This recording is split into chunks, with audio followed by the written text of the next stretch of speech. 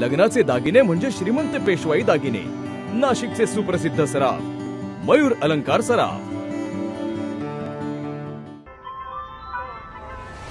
ताज्या बातम्यांसाठी नाशिक न्यूजच्या YouTube चॅनलला सबस्क्राईब करा आणि बेल आयकॉनला प्रेस करा।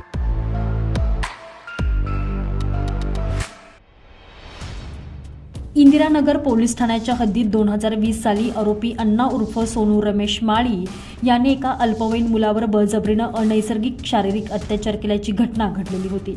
या गुन्ह्यात जिल्हा आणि सत्र न्यायालयानं माळी यास बुधवारी दोषी धरलं। त्यास न्यायाधीश पी.बी. घुले यांनी 20 वर्षाची सक्तमजुरी आणि 60,000च्या दंडाची शिक्षा सुनावली आहे। दंडाच्या रकमेतून 25,000 रुपये नुकसान भरपाई म्हणून पीडितास द्यायचे असल्यास निकालात न्यायालयानं म्हटलेलं आहे।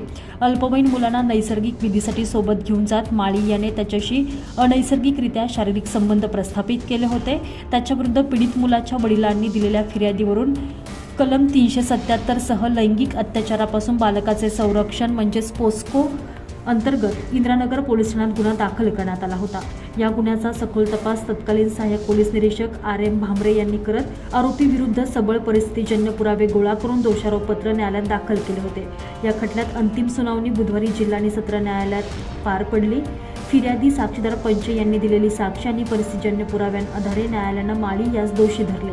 यावेळी सरकार पक्षाकडून अतिरिक्त सरकारी अभियोक्ता दीपशिका भिडे आणि अतिरिक्त सरकारी अभियोक्ता सुलभा सांगळे यांनी युक्तिवाद केला। न्यायालयानं माळी यास 20 वर्षाची सक्तमजुरी आणि एकूण 60,000चा दंड ठोठावला आहे।